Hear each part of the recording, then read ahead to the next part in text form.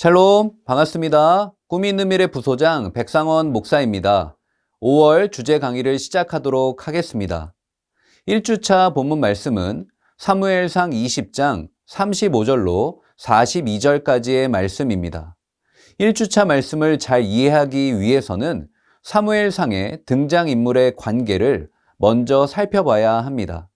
사무엘상은요, 치열한 자리 싸움이 기록됩니다. 어떠한 자리를 놓고 싸움이 일어납니까? 이스라엘의 왕입니다. 왕이라는 자리를 두고 세 사람이 얽힙니다. 첫째로 왕의 자리를 지키려는 자 사울입니다. 사울은 하나님의 은혜로 왕의 자리에 오릅니다. 하지만 그는 왕이 되고 2년 차부터 자신의 자리를 지키기에 급급하죠. 자신의 포지션에 불안감을 느낍니다. 모든 지파들이 한마음이 되어서 노력해도 시원찮을 판에 여기저기서 사사건건 참견을 합니다. 내부에 문제가 생기면 외부로 관심을 돌리기 마련입니다. 내부의 관심을 외부로 돌리기 위해서 사울은 블레셋과의 전쟁을 선택하죠. 하지만 2년차 징크스를 해결하기 위해 선택한 그의 탈출구는 하나님에게 버림받는 블랙홀이 되고 맙니다. 이때부터 사울은 더욱 자신의 자리에 집착하기 시작합니다. 둘째로 왕의 자리를 이어받을 자 요나단입니다.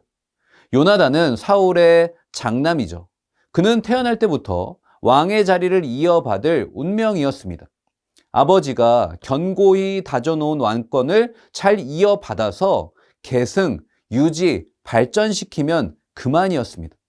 마지막으로 하나님께 왕으로 부름받은 다윗입니다. 다윗은 이미 사무엘상 16장 말씀에서 하나님께 기름 부음을 받습니다. 그는 비록 육체의 아버지에게는 인정받지 못하나 하나님 아버지께서 인정하신 이스라엘의 2대 왕이 될 사람이었습니다. 여러분, 이 세 사람의 관계는 왕이라는 자리를 중심으로 2대 1로 갈립니다. 왕의 자리를 지켜야 되는 사울과 그 자리를 물려받을 요나단이 한편이 되고요. 다윗이 홀로 존재하는 구도가 마땅합니다. 이러한 구도는 자리에 집착하는 인간의 본능에도 잘 부합하죠. 또한 다윗이 골리앗을 이기고 단숨에 국민적 영웅이 되자 사울은 다윗을 질투까지 하게 됩니다. 이제 사울과 요나단은 공조하여서 다윗과 자리 싸움을 벌여야 하는 상황에 이르게 된 것입니다. 하지만 사무엘상 20장 이후의 말씀은 전혀 우리의 예상과 다르게 진행됩니다. 사울과 한편이 되어야 할 요나단이 다윗을 진심으로 아끼고 섬깁니다. 왕이라는 자리에 집착해야 할 요나단이 자리에 욕심을 부리지 않습니다. 요나단은 자신의 야망을 극복합니다. 그는 하나님의 뜻을 분별하고 순종합니다. 다윗 역시 사무엘에게 기름 부음을 받았다고 해서 왕이라는 자리에 집착하지 않습니다. 심지어 그는 사울의 숱한 공격에도 하나님을 원망하거나 하나님 앞에서 흔들리지도 않습니다. 여러분, 여기서 우리는 중요한 한 가지 인사이트를 발견합니다. 성도는 자리에 집착하지 말고 진리에 집중해야 합니다. 다윗을 왕으로 세우시기 원하시는 하나님의 뜻, 하나님의 진리가 인간의 자리를 결정하는 것이죠. 따라서 성도는 오직 하나님만을 신뢰하고 인생의 자리가 아닌 하나님의 진리에 집중해야 하는 것입니다. 1주차 본문 말씀은 이러한 요나단의 모습을 잘 보여줍니다.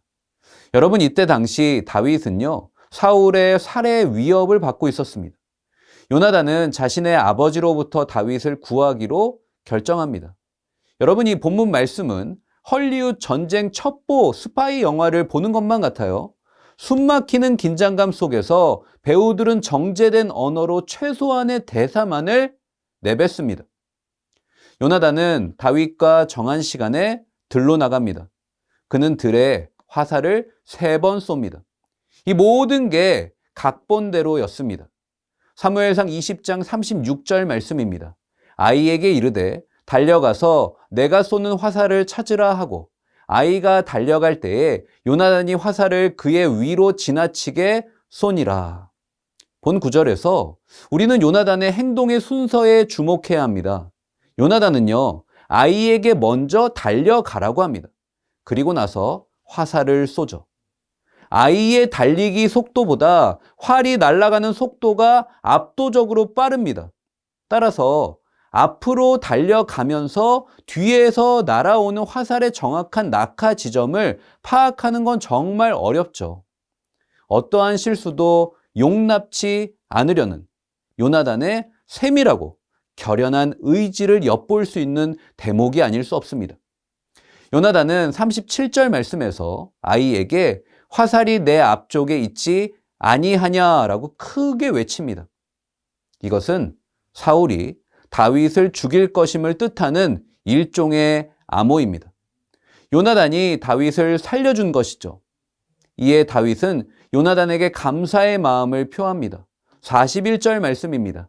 아이가 가매 다윗이 곧 바위 남쪽에서 일어나서 땅에 엎드려 3번 절한 후에 서로 입맞추고 같이 울되 다윗이 더욱 심하더니. 다윗은 요나단에게 왕에게 하듯 3번 절합니다. 그리고 둘은요, 서로 뜨거운 눈물을 흘립니다. 이 둘이 흘리는 눈물에는 개인적인 이별부터 시작하여서 앞으로 다윗이 겪게 될 고난, 그리고 사울의 죄악이 초래할 이스라엘의 국가적 위기까지 참 많은 눈물의 의미가 담겨 있었습니다. 우리는 이 지점에서 다시 한번 요나단에게 놀라지 않을 수가 없습니다. 요나단은 다윗을 도와주면 안 됩니다. 자신의 자리를 뺏길 뿐만 아니라 아버지에게 배신자로 낙인 찍혀 죽을 수 있었습니다. 그러나 요나단은 다윗을 끝까지 보호합니다. 도대체 요나단은 자신의 모든 것을 내어주며 어떻게 다윗을 섬길 수 있었을까요? 우리는 그 해답을 사무엘상 18장 3절 말씀에서 찾습니다. 요나단은 다윗을 자기 생명같이 사랑하여 더불어 언약을 맺었으며. 아멘. 요나단은 하나님의 사람이었습니다. 그는 하나님이 무엇을 기뻐하시는지를 분별하였습니다. 그는 자리에 집착하지 않고 진리에 집중하였습니다. 자신의 목숨처럼 다윗을 진심으로 사랑하였습니다. 요나단은 하나님 앞에서 다윗과 언약을 맺죠. 이 언약은요, 궁극적으로 하나님을 위한 언약이었습니다. 다윗을 향한 하나님의 뜻이 온전히 성취되기를 소망하는 그의 간절한 바람이었습니다. 그러했기에 그는 사무엘상 20장 말씀에서 사울에게 다윗을 변호하다 아버지가 던진 단창에 찔려 죽을 뻔합니다. 또한 다윗을 위해 눈물로 금식했고요. 왜 요나단이라고 왕이 되고 싶지 않았겠어요? 그는 왕위 승계 서열 1위입니다. 이스라엘의 왕자입니다. 하지만 요나단은 하나님의 사람이었습니다. 하나님의 사람은 자신의 야망보다 하나님의 뜻이 더 소중해야 합니다. 하나님의 사람은 인생의 자리보다 하나님의 진리가 더 중요해야 합니다. 저와 여러분도 요나단처럼 하나님의 뜻을 분별하고 집중할 수 있기를 축복합니다. 2주차 본문 말씀은 사무엘상 24장 1절로 15절의 말씀입니다. 사무엘상 20장부터 다윗은 사울을 피해 줄곧 도망자 신세였습니다. 눈에 불을 밝히고 자신을 죽이기 위해 이잡듯이 온 이스라엘을 샅샅이 뒤지는 사울을 피해 그는 숨고 또 숨었습니다. 다윗의 도망자 생활은 사무엘상 31장의 길보아 전투에서 사울의 죽음으로 종료됩니다. 사무엘상 20장에서 사무엘상 31장까지 이렇게 보낸 시간이 무려 10년입니다. 여러분, 10년이면 강산이 변합니다. 10년이라는 시간 동안 다윗은 무너질 수 있었습니다. 현실과 이상 사이의 큰 틈 사이에서 다윗은 모든 것을 포기할 수 있었습니다. 하지만 그는 현실에 매몰되지 않습니다. 그는 자신의 감정에 흔들리지 않습니다. 다윗은 흔들리는 이 세상 속에서 흔들리지 않는 하나님의 말씀을 붙듭니다. 2주차 본문 말씀은 이러한 상황을 잘 보여줍니다. 사울은 다윗이 엔게디 광야에 숨었다는 소식을 듣습니다. 그는 곧장 3,000명의 정예부대를 이끌고 다윗을 잡으러 출동합니다. 다윗은 사울을 피하기 위해 굴 속에 숨습니다. 사울이 들염소 바위 옆을 지나고 있을 때 생리적인 충동이 일어납니다. 그래서 굴에 들어가서 용변을 봅니다. 그런데 그 굴 안에는 다윗과 그의 부하들이 있었습니다. 다윗에게는 일생일대의 찬스였습니다. 사울은 도간에 든 쥐였습니다. 이때 다윗의 부하들이 다윗을 도발합니다. 사무엘상 24장 4절 말씀입니다. 다윗의 사람들이 이르되 보소서 여호와께서 당신에게 이르시기를 내가 원수를 내 손에 넘기리니 내 생각에 좋은 대로 그에게 행하라 하시더니 이것이 그날이니이다 하니. 그들은 다윗에게 하나님이 주신 기회니까 사울을 죽이고 이 지긋지긋한 도망자 생활 끝내자고 합니다. 하지만 다윗은 정반대의 선택을 합니다. 그는 사울의 옷자락만 베고 그를 살려주죠. 다윗은 그 이유를 이렇게 밝힙니다. 사무엘상 24장 10절 하반절 말씀입니다. 내가 왕을 아껴 말하기를 나는 내 손을 들어 내 주를 해하지 아니하리니 그는 여호와의 기름 부음을 받은 자이기 때문이라. 다윗은 사울에게 이렇게 고백해요. 사무엘상 25장 15절 말씀입니다.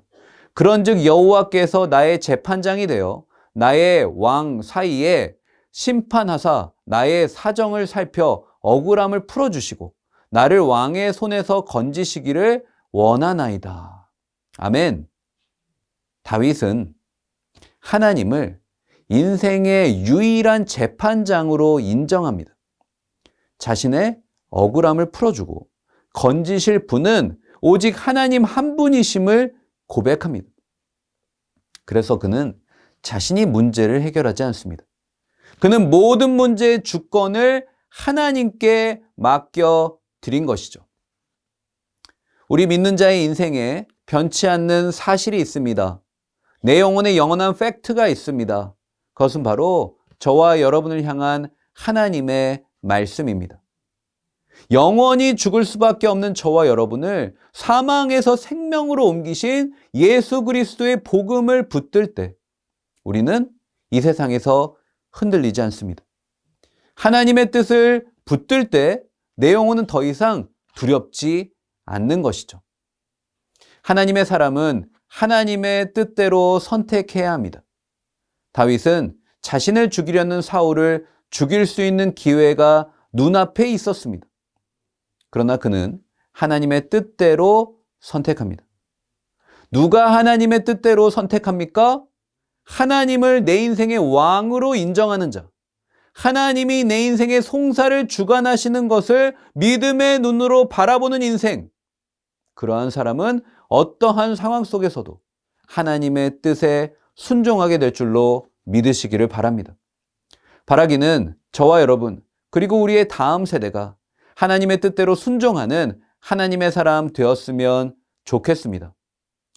3주차 본문 말씀은 사무엘상 25장 23절로 35절의 말씀입니다. 본문 말씀은 다윗과 나발 사이의 갈등 이후의 장면을 기술합니다. 여러분 25장 앞부분에서 다윗은 일행의 양식을 구하기 위해 나발에게 도움을 청합니다. 사실 이러한 다윗의 부탁은요, 지나친 게 아닙니다. 다윗은 광야에서 나발의 목자와 가축들을 블레셋으로부터 보호해줬습니다.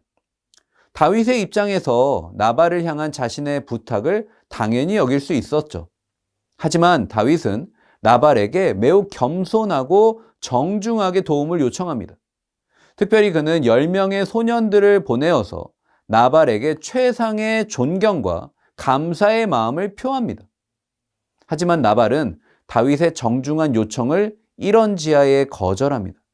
그는 다윗이 누구인지도 이새의 아들이 누구인지도 모른다라고 이야기합니다. 또한 그는 요즘 주인에게서 억지로 떠나는 종이 많다고 하면서 다윗을 그의 주인인 사울을 떠난 불량한 종으로 빗대어 표현합니다.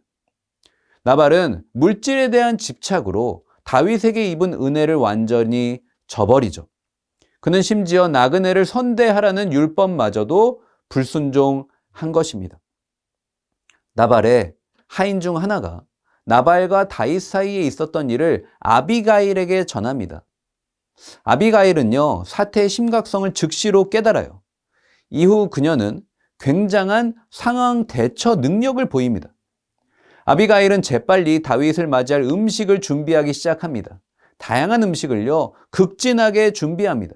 그래서 이 음식 때문에 화가 난 다윗의 마음을 누그러뜨립니다.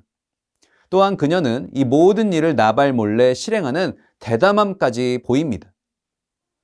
성도는 모든 상황을 영적으로 분별해야 합니다. 또한 잘못된 것이 있다면 즉시로 바로 잡을 수 있는 영적인 결단력도 반드시 필요합니다. 이에 다윗은 지난날 나발의 가축을 광야에서 지킨 자신의 수고가 다 허사였다고 분노합니다. 다음으로 그는 자신이 선을 베풀었으나 나발이 악으로 갚았다고 화를 냅니다. 마지막으로 다윗은 나발에게 속한 모든 남자들 중에 한 사람이라도 아침까지 남기면 자신이 벌을 받겠다고 선포합니다. 다윗은 자제력을 상실하고 크게 분노합니다. 만약 다윗이 나발의 가문을 멸절한다면 장차 이스라엘의 왕이 될 다윗에게 분명 큰 오점이 될 것이 뻔합니다.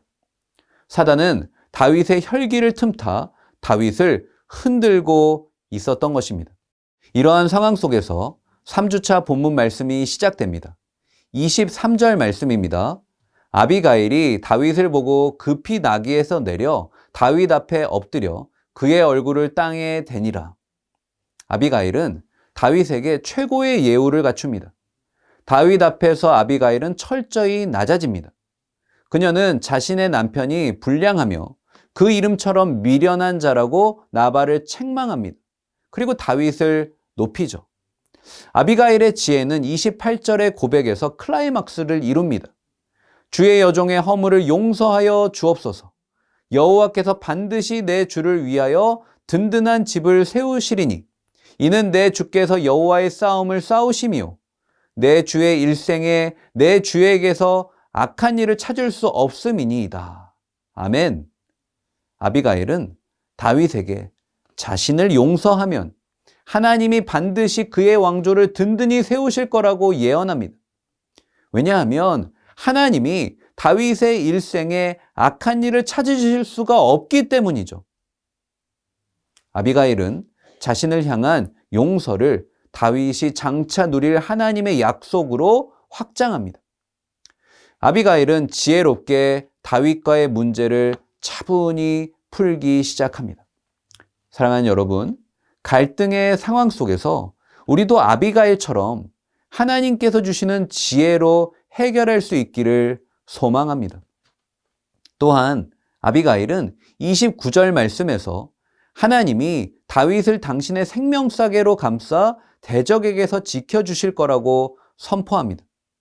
그녀는 다윗의 대적들에 대해서도 이야기합니다. 하나님이 다윗의 대적들을 물매로 던지듯 그들의 생명을 던져버리실 거라고 예언합니다. 마지막으로 그녀는 다윗이 이스라엘의 왕이 될 때에 자신을 반드시 기억해달라고 이야기를 맺습니다. 아비가일은 위기를 모면하기 위해 가식적으로 다윗을 축복하지 않습니다.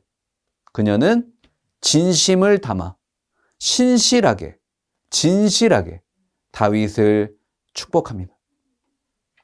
다윗은 진심 어린 아비가일의 고백에 큰 감명을 받습니다. 하지만 이것은 단순히 인간적인 감동이 아니었습니다. 32절 말씀입니다. 다윗이 아비가일에게 이르되 오늘 너를 보내어 나를 영접하게 하신 이스라엘의 하나님 여호와를 찬송할지로다. 아멘. 다윗은 아비가일의 모습 속에서 역사하시는 하나님의 손길을 확신합니다. 그래서 그는 아비가일과 자신을 만나게 하신 하나님을 찬양합니다.